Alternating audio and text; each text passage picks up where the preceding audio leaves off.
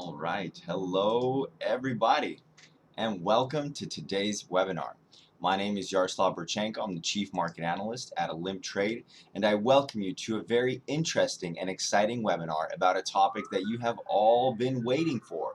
We are going to discuss fundamental analysis. Now, because this topic is so deep and there's so much information that I need to give you guys in one webinar, we are going to continue very quickly. So, first question is, can you guys hear me and see me? Is everything all right in terms of video and sound?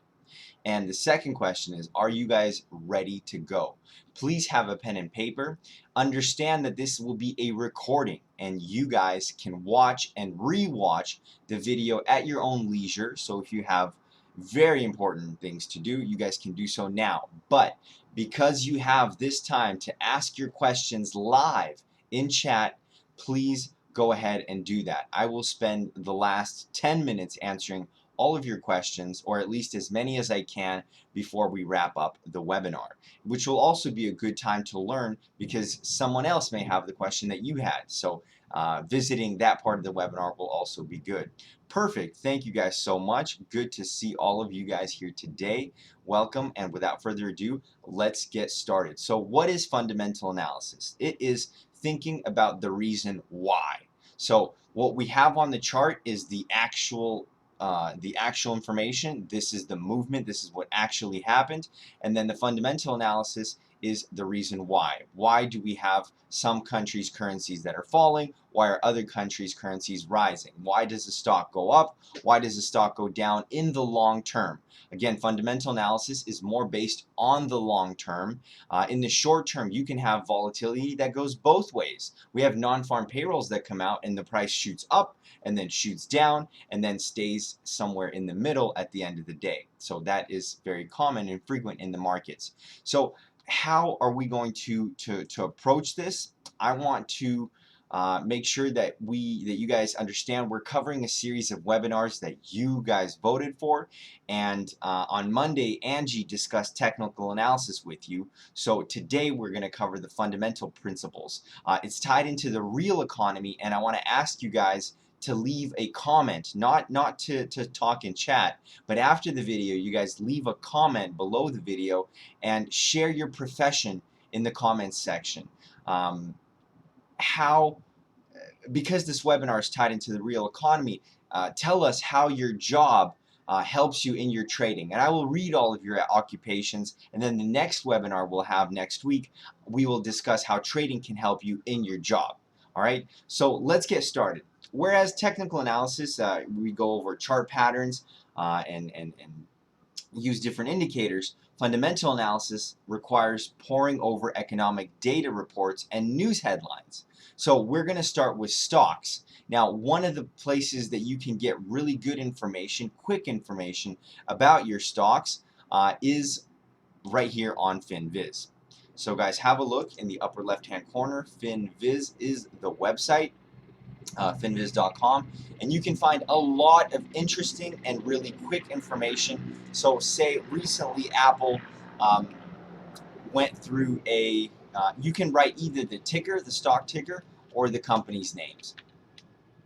And so right here we have Apple. Recently they went through a stock split, so that was the huge decline that they had. And the reason why they went through the stock split was so that people can buy some of their stock without paying way too much per single single unit. And so you can get a lot of that information right here. We have all sorts of technical data for those technical traders out there. The prognosis or the forecast for some of the best, or sorry, not the best, and remember that you have to take this always with a grain of salt, but some of the biggest investment banks in the world. And then we have the news catalysts for the day and insider trading. Now this category right here is very important. This is how people, owners of the company or high-ranking officials, how they are treating the stock. So very, very important. FinViz has a lot of information for you. Again, something that you can go to find the information about stocks. Now, what are the two most important news catalysts when you guys are trading stocks? I will let you know. The first one is earnings. So every 3 months, every quarter, there's an earnings season, and it happens at the start of the next quarter. So say the first quarter ends at the end of March. At the start of April, we have earnings season. That's basically when companies publish all of their financial data, and they give a forecast on how they're going to perform for the rest of the year and for the next quarter. So it's an important time to pay attention to companies that you already have in your portfolio or that you're looking to buy into. Now, the second part that is very, very interesting and also affects the price fundamentally for different stocks is scandals. And actually, a certain world leader with his tweets affects the price of the US dollar and sometimes the price of oil and sometimes the price of gold. So even listening to scandalous tweets from Donald Trump can sometimes make you some good money. So scandals within a company also help to do some really good trading. Now, the biggest scandal that we have so far out of the stocks that we have is Google is going through a class action lawsuit where they have a monopoly basically over the IT sphere, the different search engine capabilities that they have. They outpace their competition by quite a significant distance. And so there's a lawsuit, an antitrust lawsuit against Google. And so that's one of the reasons why we had this huge fall. And it happens with the rest of the IT sphere as well. We can see the same thing happen to Microsoft. And just all over the board, the Dow Jones itself is doing, the NASDAQ itself actually went through a severe downturn. Now, again, we realize that this is a bullish index. This is a bullish moving stock index. So you guys can really understand that sometime soon it's going to be a good opportunity to buy once we continue that upward momentum. So moving on, we discussed the different financial or fundamental catalysts that affect the stock market. Let's move into the sphere of other assets. We have commodities, we have currencies. We analyze in fundamental analysis different aspects, not only the economic calendar, but also social and political forces that can affect the prices on the financial markets. Actually, if you think about it, it makes a lot of sense. Like an economics class, there is the balance between supply and demand. That's what we are trying to understand. That's what we're trying to gauge. Using supply and demand as an indicator is quite simple. You can understand where price is headed. The hard part is analyzing all the factors that tie in to supply and demand. In other words, if you look at the different factors to determine where the economy is kicking butt or rocking out, and that currency should strengthen. That's the gist, the basic understanding of it. The better the shape of an economy is, the better the business and investors will invest in that country, so they will buy more of that currency. That is the underlying factor. Now, today we're going to discuss central banks. We're going to discuss all of the economic catalysts that you need to watch, and I'll tell you guys how to understand what hawkish is, what dovish is, things like that. So stay tuned. In a nutshell, fundamental analysis is if the economy is doing good, the higher the currency, the higher the stock market. If it's doing bad, then we will have a lower currency and lower or a bigger market slump. Let me give you an example. So the US dollar has been gaining strength because the US economy is improving. Right now, it's actually in a slump. As the economy gets better, the stock market rises, and so the central bank is likely to raise interest rates. That's needed to control growth and to control inflation, and higher interest rates make dollar-denominated financial assets more attractive. So gold rises in price, oil rises in price, things like that. And of course, the stock market rises. And in order to get their hands on these lovely assets, traders and investors, they buy some of those greenbacks. And this increases the demand for the currency.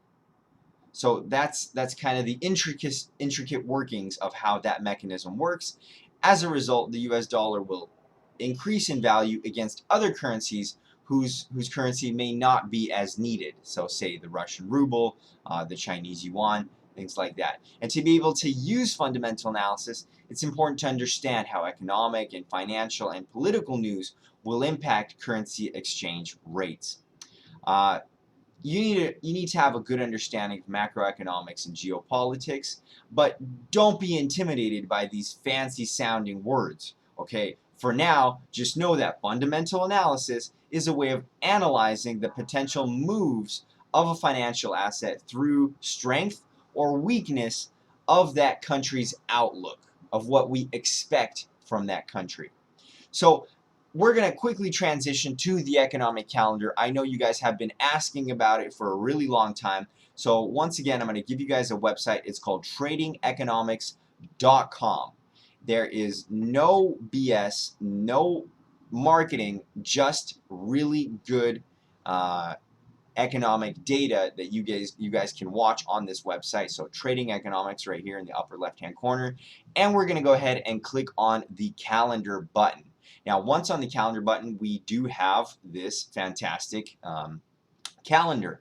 Now I want to attract your attention to this top part where actually we understand what kind of number we're looking for. So um, the first column that we're going to have is the actual column. That is the date, or excuse me, that is the digits or the factual information that came out.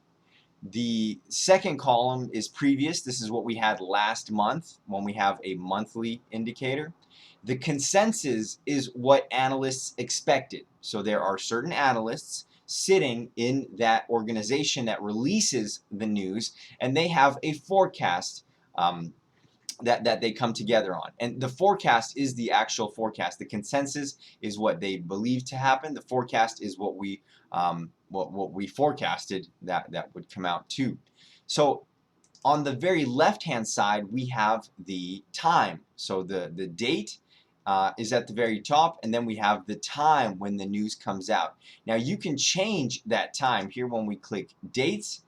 You can have a look at this week, for example, and then you can change the time zone right here to fit wherever across the world that you may live.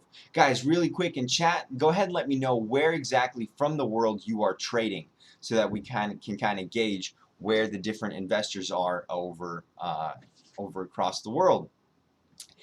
In the countries tab, you guys can click the different countries that you want to be watching. So say you are not interested in South Korea or South Africa, you can go ahead and click those off and then click save.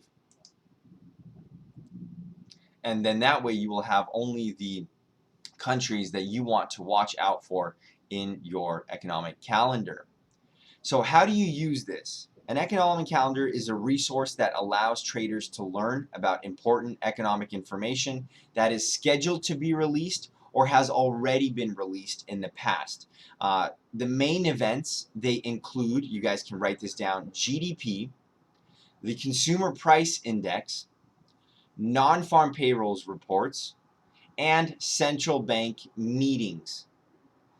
In today's environment, there are fiscal cliffs, and central bank intervention is very watched out for. It can be very helpful to know the date of the next central bankers meeting and be there for the major news announcement to trade that volatility. The events on the calendar are graded for their impact, and you guys can change the impact right here. So I have 1 star, 2 star, and then 3 star. These are the most important events. So the 2 star includes 3 star, 1 star. It includes 3 star and 2 star and 1 star. The 3 star, but it does not include the 1 star. So the more stars you have, the less information you're going to have, but the more important it is. I hope that makes sense. So when you click the 3-star, you only have 3-star information. When you click 2-star, you have both 3-star and 2-star. You guys can see here. And then 1-star is absolutely everything under the sun.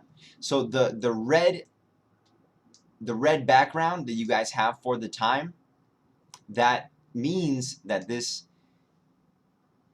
fundamental catalyst has a very large impact on the price of the financial markets. So how do you read the economic calendar? Knowing how to read the calendar is important to maximize your trading priority. So focusing on the most important news events will allow you to familiarize yourself with upcoming events that will severely impact the price. I showed you guys how to customize the calendar. When you trade based on the economic calendar, you actually minimize your risk. So knowing when there's going to be a high volatility event will allow you to either move your stop loss or get out of the position completely, so that then you can re-enter at either a better price or at a different price, but not taking a loss, not taking a serious loss. When an event listed on the calendar occurs, there may be a period of volatility if the data is released well above or well below. Now guys, pay attention. This is very important. I'm going to teach you a strategy right now how to use the economic calendar. So say tomorrow we have the trade balance for the British pound. We have a forecast of 1.2 billion. The previous amount beat the forecast by it was quite significant beat. Their previous trade balance was 5.3 billion. So guys, if we have an actual amount that is released and it's more than 20% difference from the forecast, doesn't matter whether it's up or down. If there's a 20% difference, you can open a trade position in the direction of the difference. So say we beat the forecast by 20%, you guys can buy British pounds for the short term and hold that position until you have a sizable profit. If there is a negative actual reading, excuse me, that is below the forecast by at least 20%, you guys can go ahead and short the British pound in any of its relations, any crosses with the British pound or the pound dollar, and short the British pound if their trade balance falters, because again, they are also trying to have an export-oriented economy. Guys, so let's go ahead and talk about the GDP. So you guys can actually have a look at GDP figures across the board. You guys can type in the economic indicator, and you guys can have a look at the annual growth, or in the United States, there's a deflator per capita. If any of these indicators sound difficult for you, you guys can go ahead and Google them, and that will help you to start learning different things that you may have missed before. So what is the GDP? It is probably the most important indicator on the Forex platform, because it gives us an understanding of the raw goods produced by the country. So the formula goes something like this. We calculate consumption together with investments in the country, together with government spending, and we add exports minus imports into that equation. So basically it is everything produced and all of the money used within a country and invested in the country as well. So looking out for GDP figures on the calendar is probably one of the more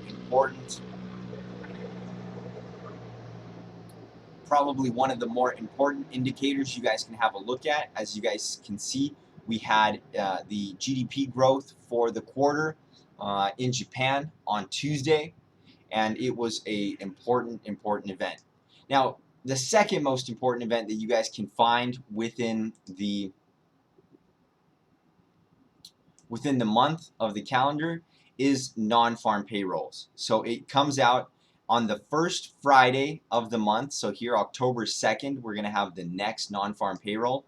It comes out for the United States, and it is a key economic indicator for the United States economy. It represents the number of jobs added, excluding farm employees and government employees, and nonprofit organizations. So basically everybody who has a job that has a new job is included in this indicator. It's a very important indicator because the money that people make, it accounts for the majority of the U.S. economy. The U.S. economy is a predominantly consumption-based economy, so the non-farm payrolls is the most important indicator that you guys can watch out for during the month after GDP figures. Now next we're going to have the CPI, Consumer Price Index. Let's see if I can find it here for you guys. Now a lot of countries release their CPI. Actually, it falls into the category of a 2-star impact. So Consumer Price Index is an inflation gauge.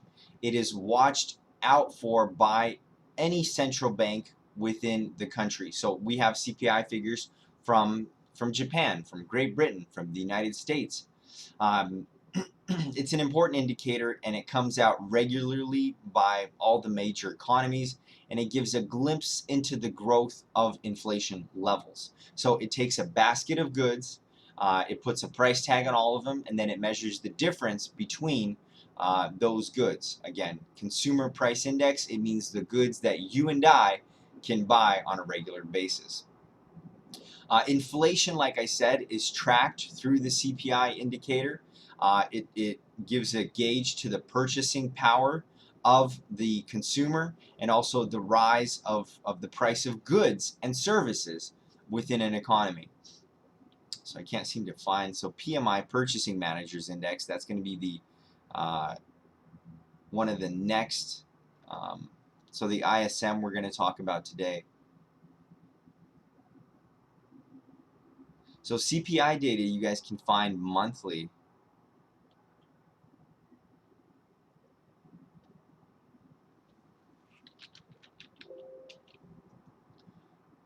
That's really interesting that it gets put down to a 1-star impact.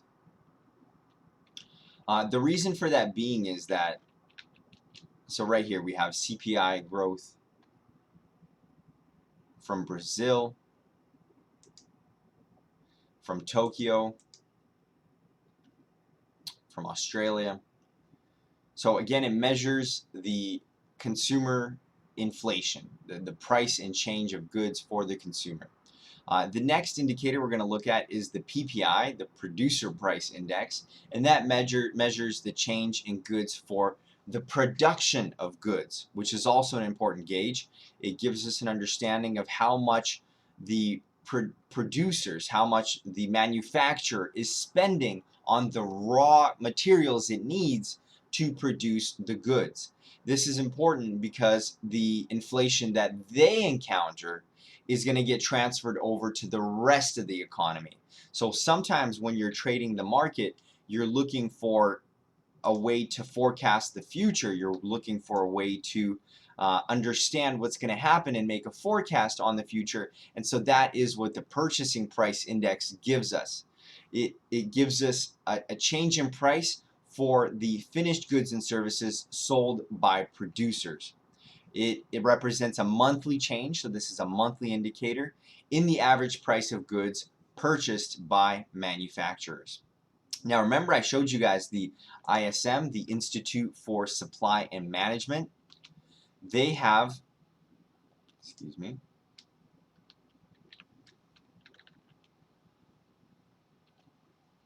they have, what is the ISM? This is something that we haven't covered before. It is a key economic powerhouse that is represented all over the world, and they measure the economic activity from both the manufacturing side and the services side. Their data is released monthly, and they include key economic information such as the change in production levels, prices, orders, and such. It is an institute. It's a management institute that was formed 100 years ago in 1915. There are 300 different countries that are members of this organization, and they they gather data from their membership about purchasing managers, and it's a reliable guide to the global economy. Um, and the currency prices that are affected by the ISM are quite severe. A country's economy is determined by the chain of supply that it gets from its trade partners. And so as a result, the ISM, their monthly measurements of the Purchasing Managers Index and other economic news releases are carefully watched by Forex traders all across the world. There is manufacturing and non-manufacturing purchasing managers indexes, and when these reports are released, currencies become very volatile. Since the economies are released based on the previous month's historical data, then it's gathered directly from the industry professionals, then Forex traders can determine if the US economy is expanding or contracting, much like in the non-farm payrolls. So guys, we're coming close to the end. I'm going to answer you guys' questions really soon. The last topic I want to touch upon is the central bank. So we have the Federal Reserve.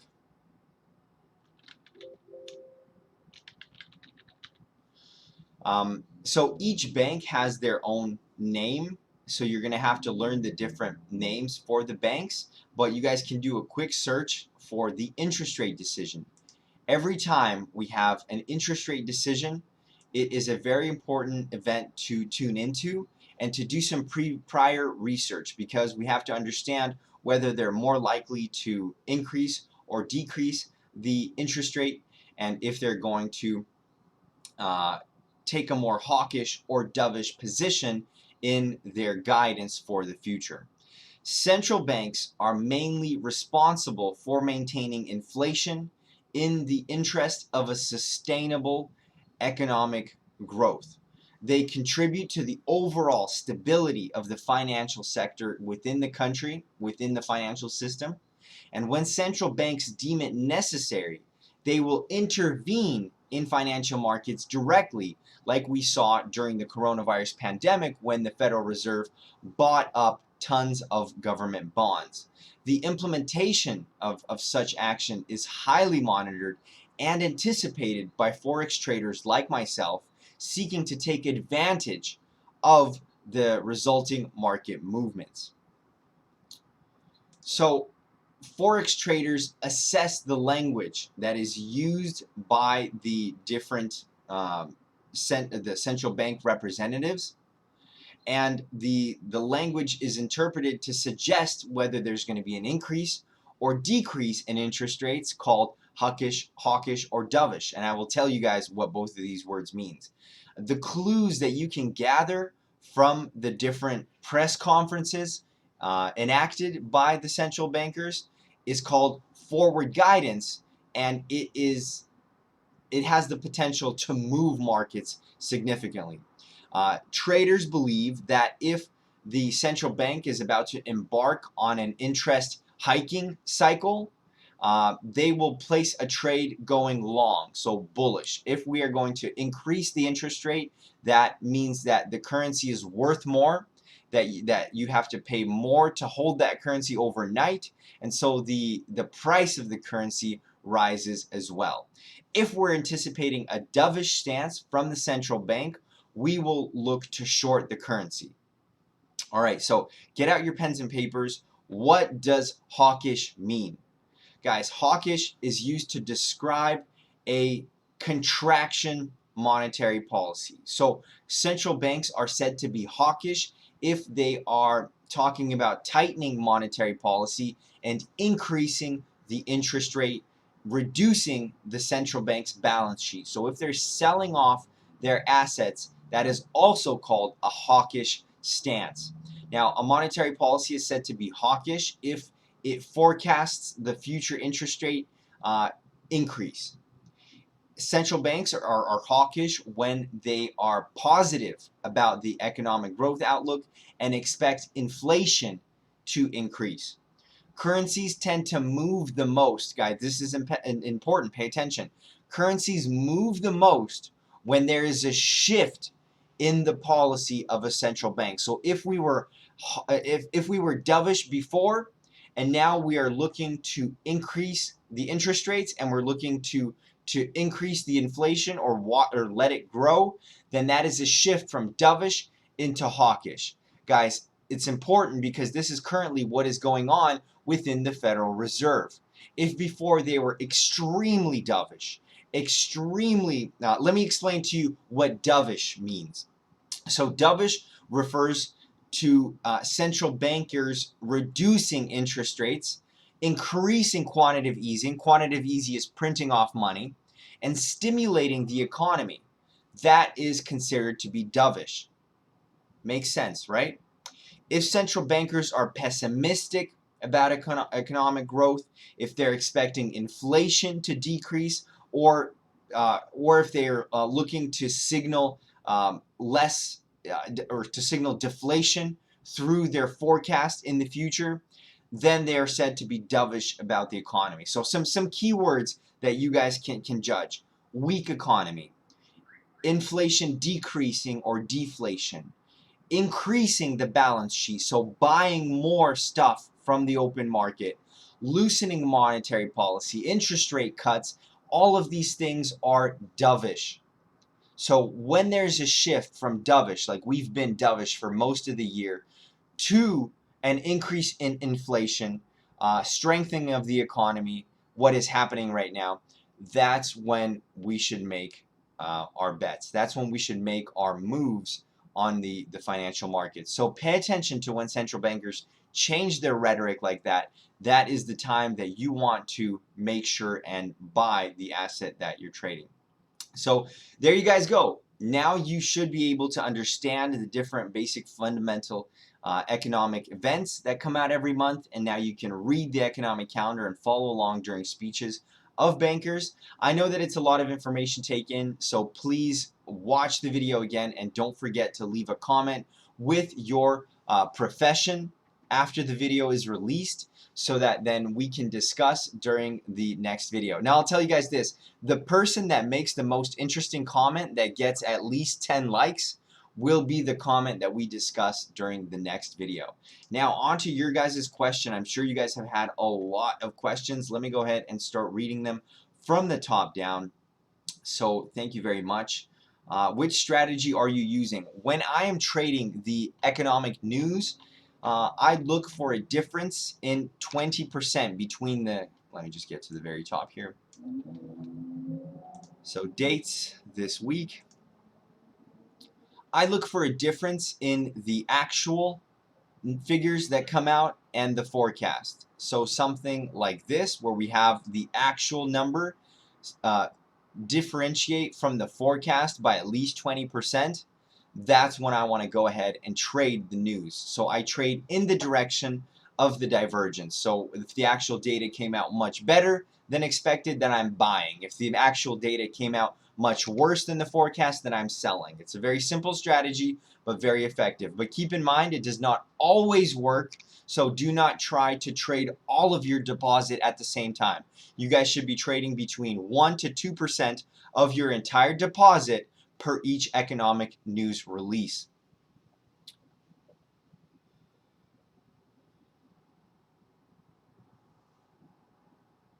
So I'm reading your comments right now, trying to see if there's a question that I can answer right now.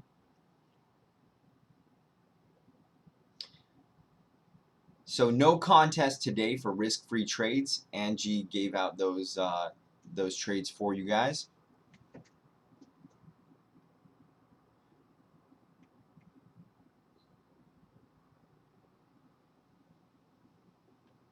Awesome. We have viewers from Egypt and India, from Pakistan, from Namibia, Nigeria. Good to have you with us, you guys. From Singapore. Wow.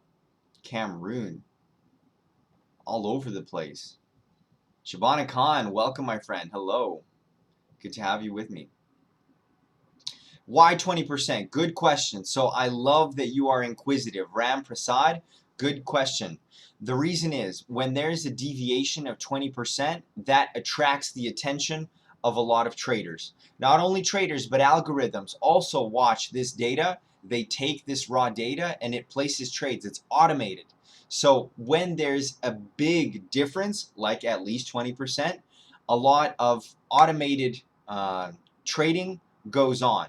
So that's why there's usually a large spike if the news event is very important. So again, you guys want to combine the difference in the consensus, in the forecast and the actual data on a 3-star rating event. That's when you'll have the best results. So Shubhan Sani asked how to win 100%. Unfortunately, there is absolutely no trader that wins 100%. So losing and losing small is part of the profession of a trader. You guys have to understand and learn how to do that. Where to know the details about a press conference? Grandar Bose, good question. So usually you can find a recording of the central bank meeting. Say you missed the press conference, you can go to that bank's website and usually they will have a whole entire category called press releases or press conference. You click that button and usually they will have a YouTube link. Now that's where I get most of my press conference information from. On YouTube, I'm subscribed to the Bank of Canada, to the Federal Reserve, to the Reserve Bank of Australia. So whenever they do have these press conferences, I usually just go to my own channel and then find their videos from there.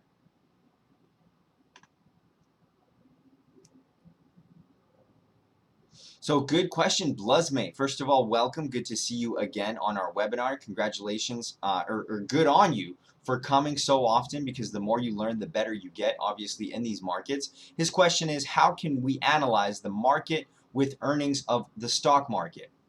So very good question. You guys can find this earnings data. Actually, it's not posted on FinViz, but you can find it on investing.com. On investing.com, there is a earnings category for the stock that you use.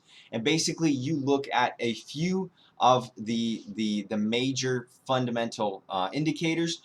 Price to earnings ratio. How much is the stock worth compared to how much they're making? Earnings per share. How much? That's exactly it. Earnings per share. How much debt? What is their debt to earnings ratio? So there's a few of these ratios that you want to look at. That will. I do believe we do have some of that right here. So sales, you guys can see their sales are up 5%. Their dividends are 0.7% of the stock price. How many employees they have. Their debt to equity ratio. So here we are. The different ratios, you guys can find them right here, so you don't need to go into depth into the economic report. We have the debt to equity earnings ratio, and you want to compare this to what is the standard within the industry. So you want to compare like Samsung to Apple, Huawei, things like that. You can also see when their next earnings report is right here. We do have a few webinars that we did on how to read the earnings report. You guys can go ahead and find that on our YouTube channel, on the Olymp Trade Global channel, and that can give you more information on how to analyze each and every paragraph of the earnings report. One of the things that is easy to understand is looking at the forward guidance that the company gives. So there's a press conference for each earnings report that a company gives. It's mandatory that you have to give some guidance about what's going to happen in the future, and that is a little bit easier to understand. If the CEO or the financial director steps up and says that, we're not looking for a really good quarter next time, maybe it's not a stock that you want to be in.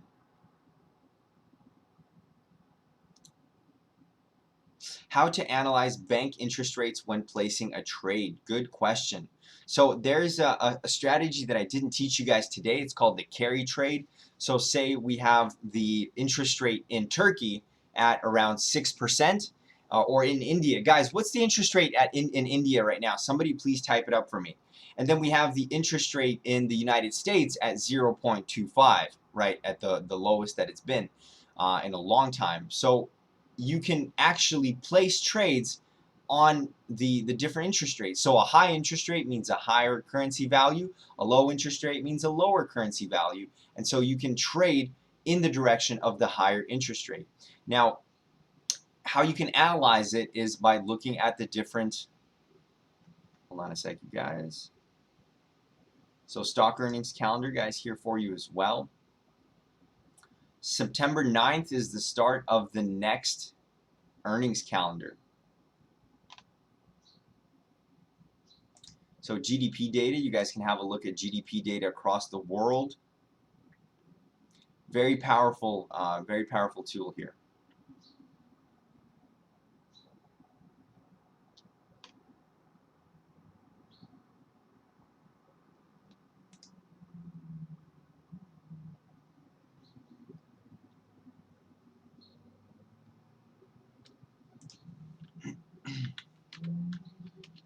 So I'm going to go ahead and then transition into investing.com just because it's really simple the way that they did this. So here we have the central bank rates for all of the major economies in the world. So Reserve Bank of India, 4% for India, correct? 4% is the interest rate in India right now. And you guys can use this chart right here to analyze the different interest rates before placing a trade. Which currency I trade when two countries release the GDP data on the same day and they have positive impact on GDP? Good question. So Vishwajit Singh, usually you don't have two countries releasing GDP data at the same time, but when you do have that, sometimes when the information is too confusing, you can't have a concrete bias. If you're not sure about what to do, don't trade. The best part about trading is that you don't have to swing. You do not have to press the button. You do not have to take the risk. Do it only when the situation is in your favor. When the situation is more clear and the signal is more strong than ever before. That's the best advice I can give actually to any kind of question is, should I trade or should I not trade? Only if the trade parameters are you can't say 100%, but if the trade parameters are very solid, if the signal is very strong, then you can go ahead and open the trade. My question is, how do your platform make profit if at least 70% platform trader make profit? Actually, where did you get that number about 70%? I think it is a lot less. Peacock strategy working good. Pound dollar, which direction should I invest? Let's have a look at the pound dollar.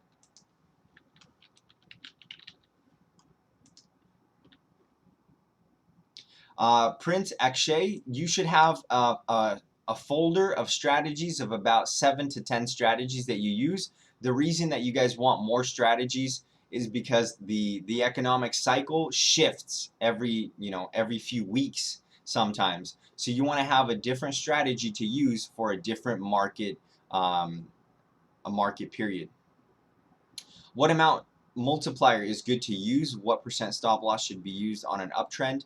Guys, it's all situational. If I see a really good signal, the technical analysis lines up, fundamental analysis is there, the move has already started, there's a strong move, I may put the 500 multiplier. I may use more than 5% of my account, or I may use about 5% of my account. So it's all situational. I can't give you an exact stop loss to use on an uptrend. So pound. So the pound has hit some strong economic data. Last week I saw they had some really good reading on consumer confidence, on different manufacturing figures. So as of right now, this may be a good opportunity to buy the pound So I'm on the daily graph. I have 2 oscillators and a few moving averages. See how we dip down below the 50 EMA, but now we're trading above it. As long as we stay above the 50 EMA, this level here, and we don't touch the highs of Wednesday, this will be a good bullish buy. But again, let's have a look at what we have on the calendar coming up.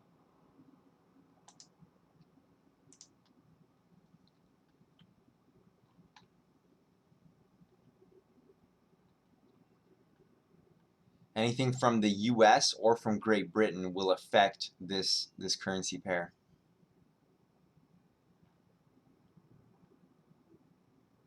So purchasing price index is due tomorrow. Jobless claims are also due tomorrow, or excuse me, later on today. And the trade balance for Great Britain is due on Friday, so tomorrow. Very important to watch out for that.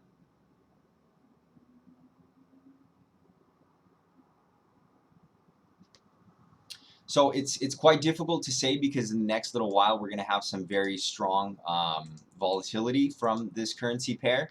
Again, if it continues in the right direction, this is a good buy trade because the US dollar in general has been a very weak currency for the second half of the year.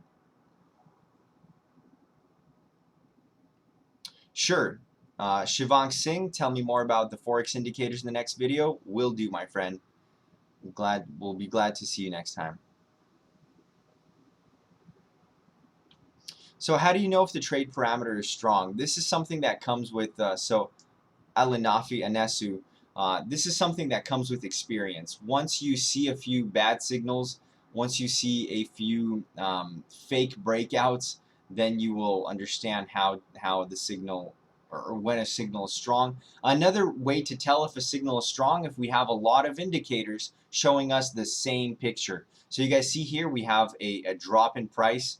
We dropped here on the histogram. We dropped here on the histogram. It came down a little bit. We had this cross of the moving averages right here. Then we also had the RSI indicator move down lower below the 50% line. This is all confirmation that price is going lower. So somewhere around here, when the moving average is crossed, you could have opened up a sell trade, right? We crossed the 20 EMA, we crossed the MACD, the RSI. You could have opened up a sell trade if you were watching the trade. So what is your advice for a beginner? Trade on the demo account. As you guys can see, I boosted my live account to $32,000. Trade on your demo account just so that any kind of new strategy you use, you lose the demo money, not your real money. And then only after you have a month at least of solid results, if you're positive for the month, if you understand what you're trading, if you have good results on your understanding, then you can switch to a live account. That's probably my best advice for a beginner. How much amount to be deposited is good for trading? You guys, it's totally situational. Again, you want to start with a small amount. If you can make $100 into $150, $200, then you can put $1,000 on the account. If you can take your $1,000 to $1,500, then you can put $10,000. And again, you want to trade the same way. You put more money, you don't want to take more risk. You put more money, you don't want to use a different strategy. You want to use the same strategy that made you your 50% to your deposit. That's the way you want to take it. And again, take it slow. 10% a month, 20% a month is super, is stellar, is way better than you'll get at leaving your money in the bank. You don't need to be a hot shot. You don't need to make 100% every month, nor do I believe it's sustainable. So guys, take it slow and you'll have better results and you'll be much happier with your trading. Good question. So Mander Singh, will you trade the news if you see the news late? So economic news comes out, I tune in very late. Will I trade?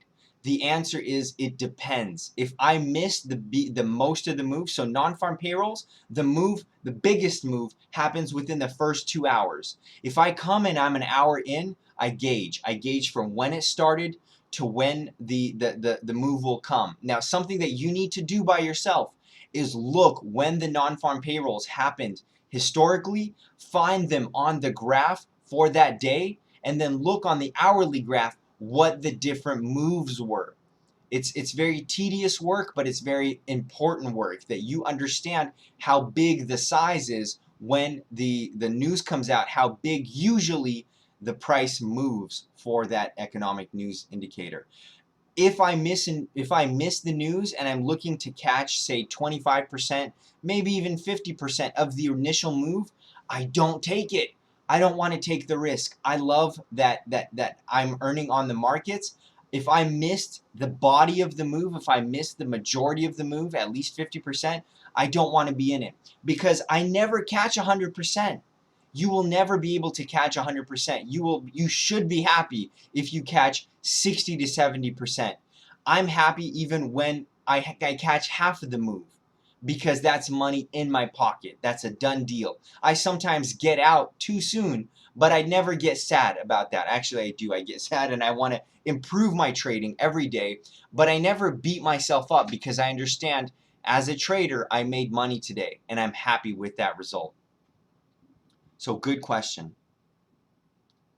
Tesla is a interesting case. Tesla is going through a very severely overvalued period. They are Elon Musk himself said that we are very overvalued. So I expect a fall in Tesla sometime soon, just because people are not buying that many cars. It's been inflated, out of this world, and so I do believe that Tesla is gonna fall a little bit. Apple, on the other hand, I do believe is going to continue higher. Guys, look at this. We're trading off of the bottom of this line.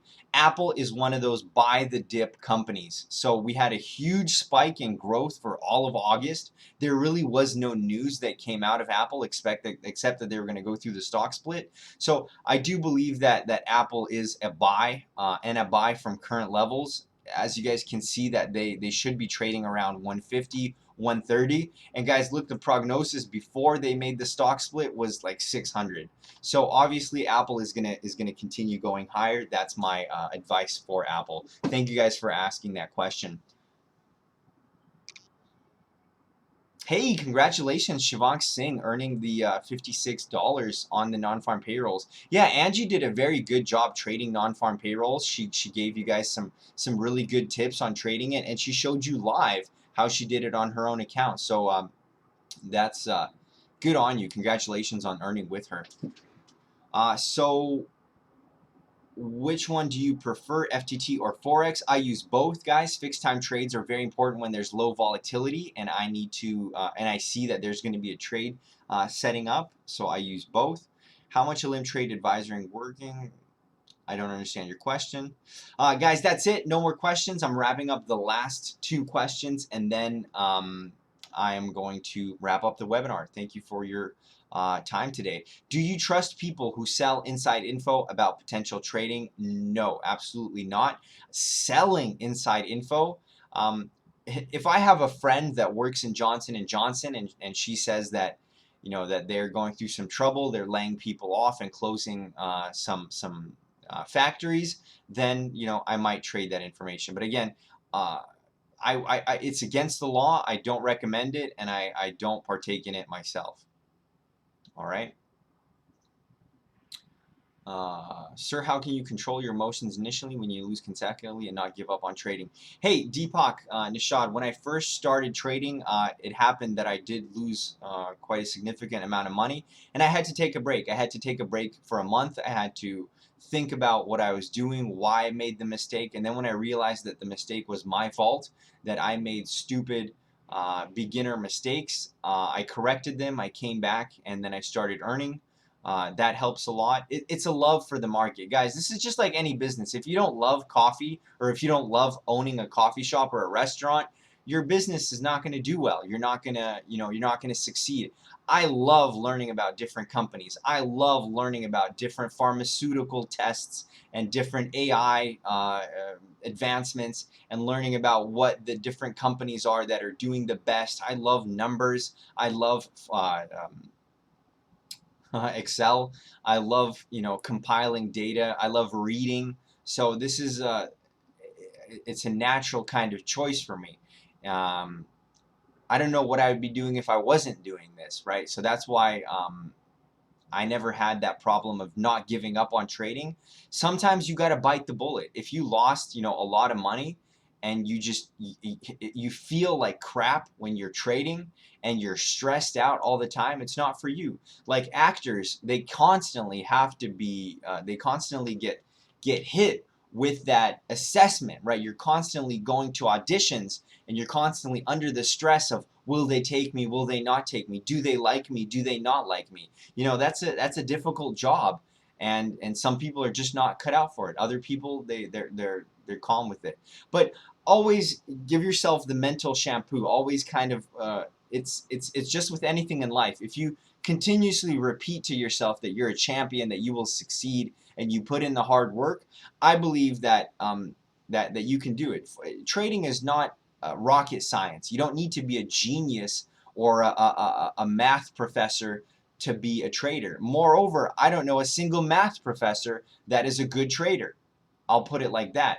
So it's basically the amount of work and consistency that you put in to trading that will give you the result in the markets. All right, that's it, you guys. Thank you so much for your time. You guys have been great. Thank you for all your questions. Really good questions that probably uh, gave you guys a lot of you know a lot of good information that I didn't cover during the webinar.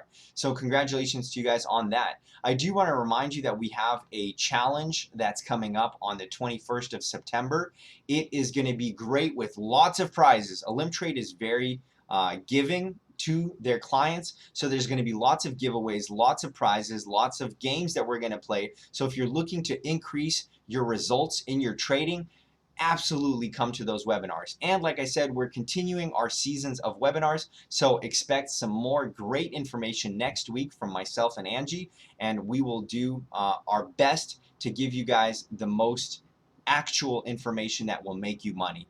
I hope you guys make some money from the things you learned here today, and I hope you guys now understand the world a little better. And don't forget to leave your professions in the comments section below, not in chat, and we will discuss those things you got with you guys on the next stream. Thank you guys so much for coming. I wish you guys good luck trading out there, and see you guys next time. Peace.